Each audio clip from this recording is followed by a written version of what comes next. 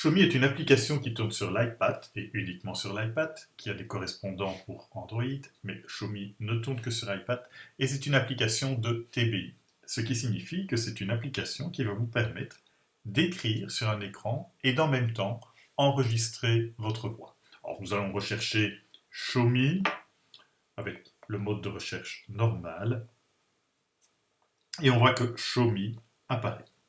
Lorsque vous ouvrez Shomi, vous allez apercevoir pour la première fois un écran qui va vous permettre de vous loguer si vous avez un compte, peut-être d'en créer un si vous cliquez sur Create, ou d'aller voir tous les Shomi que vous avez pu faire. Alors, quand vous appuyez sur My Shomis, vous avez bien entendu tous les Shomi que vous avez pu faire. Vous avez également une première application avec la croix Create New Shomi. Alors si vous cliquez dessus,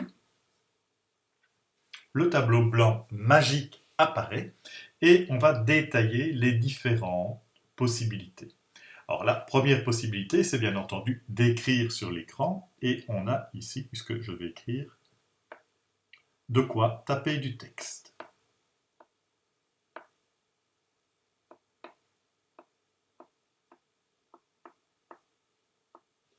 On a ici la gomme.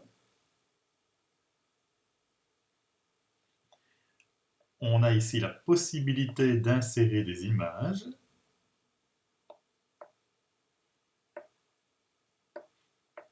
Et les images, on peut les prendre soit avec la caméra de l'iPad directement, soit aller les chercher dans la bibliothèque des images. On a ici un undo, tout simplement. Je vais changer un peu de couleur pour vous montrer qu'on peut changer de couleur malgré tout. Pour celui-là, c'est tout simplement la possibilité de colorier, je vais l'appeler comme ça. Ceci, c'est le bouton d'enregistrement.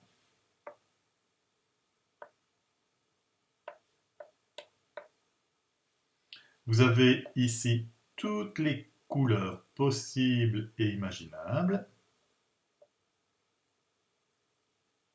Et changeons à nouveau de couleur.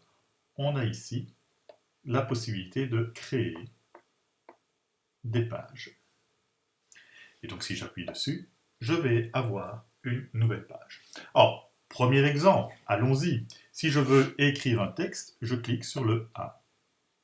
Je touche l'endroit où je vais insérer mon texte, le clavier apparaît et je vais pouvoir écrire le titre.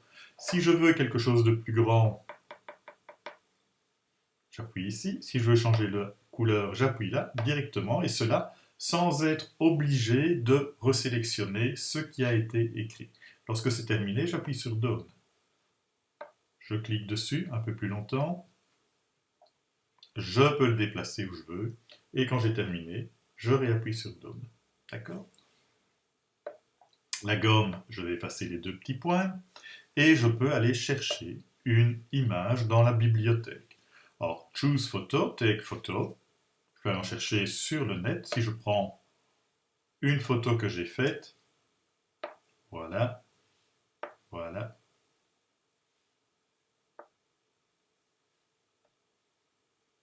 Elle arrive.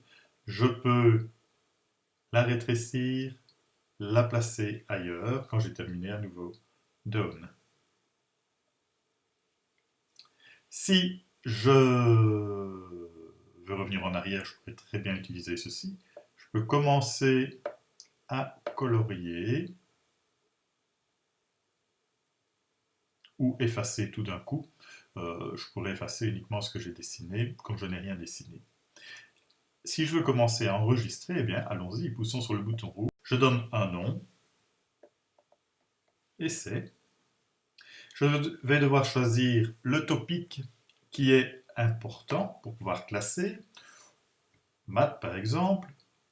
Il se connecte à Internet pour aller chercher des sous-topics, si j'ose dire, autrement dit des topics qui vont avoir trait aux mathématiques. On va prendre des maths élémentaires. Et il faut en réalité 3 topics pour pouvoir enregistrer ce qu'on fait. Alors voilà, premier grade en maths, et vous voyez, vous avez I'm done, ce qui signifie j'ai terminé. Alors, il est en train de l'enregistrer en respectant les noms et les topics qui ont été choisis. Voilà. Et vous voyez la barre de progression qui arrive. Une fois que la barre de progression est tout à fait bleue, ça veut dire que ça a été posté et que je vais pouvoir l'envoyer par mail, par exemple. On va voir comment faire. Alors, ma connexion Internet apparemment a un petit souci. Donc, on n'ira pas jusqu'au bout, mais vous pouvez, en réalité,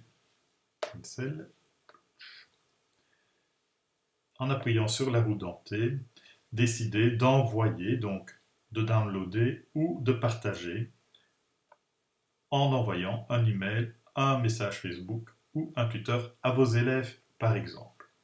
Voilà, ceci termine le petit film qui vous montre comment utiliser